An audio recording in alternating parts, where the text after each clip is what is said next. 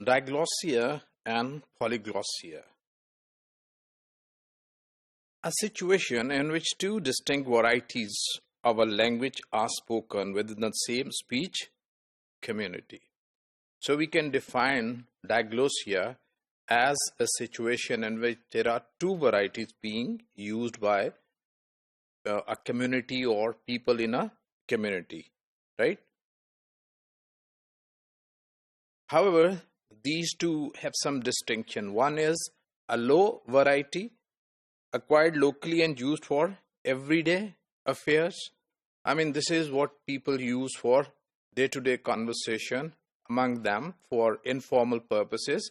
So, linguistically, it is as good as the other variety, but in terms of the social prestige, we make it different, that low variety being used for communication, informal communication purposes among the people of a community.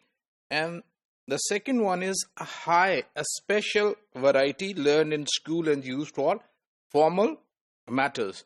So this is the second variety being used by people, and this is the variety that people have learned during their education. It's being used in academic institution, right? So these are two varieties, and the people who can switch from one variety to another variety are in a situation which is known in sociolinguistics as diglossia.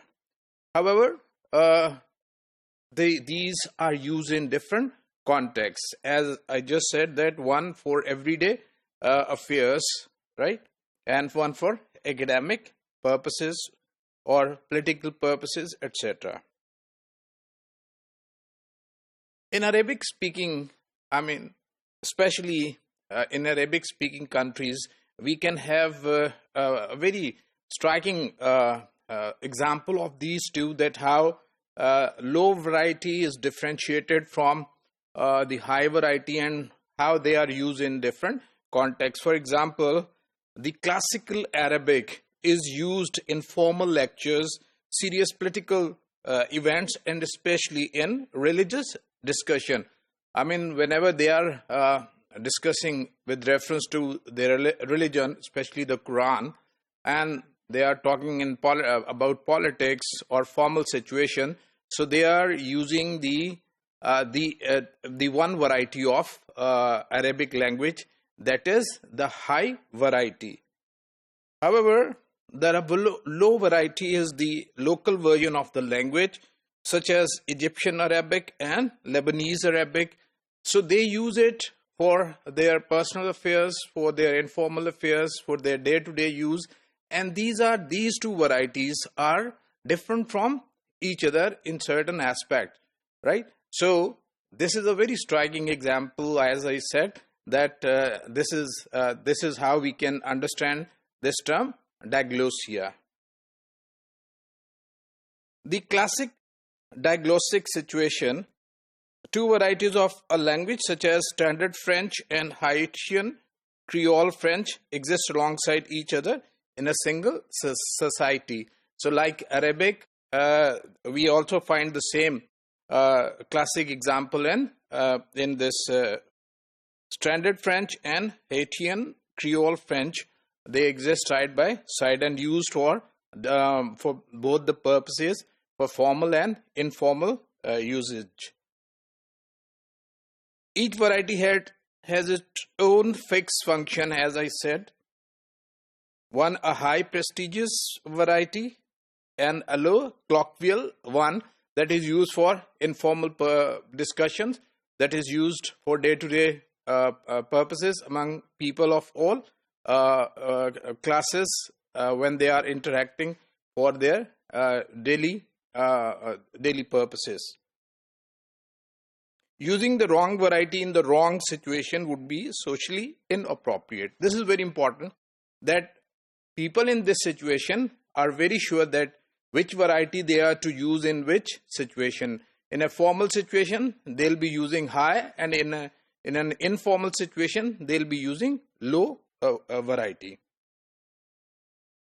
Polyglossia, this is another situation, the coexistence of two or more languages or distinct varieties of the same language within a speech community. So here we have a situation in which two or more varieties of language, obviously high and low will be there, are being used by the people of a community.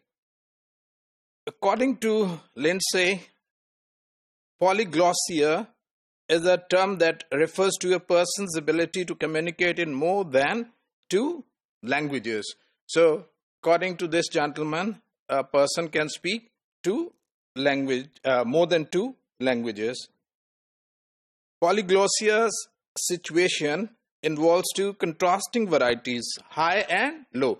So, they use high variety as well as low variety, rather more than two varieties or two languages. The concept of polyglossia would be explained in the Singapore Chinese speaking community. So Singaporean Chinese community uses this polyglossia because they use more than two varieties of language. For example, three languages that are used by Singaporean Chinese, namely Mandarin, Cantonese and Hokkien. So they use three varieties. Singaporean Chinese people will use Mandarin for their job, for its use for formal purposes, right? They use it at the workplace.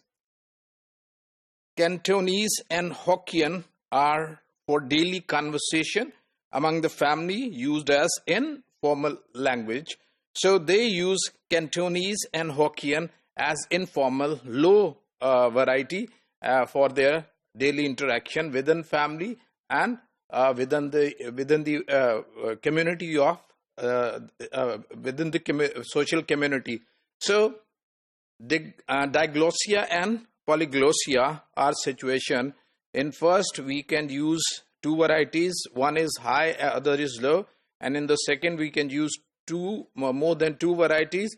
And even then, we have one for the formal use and other for the informal usage.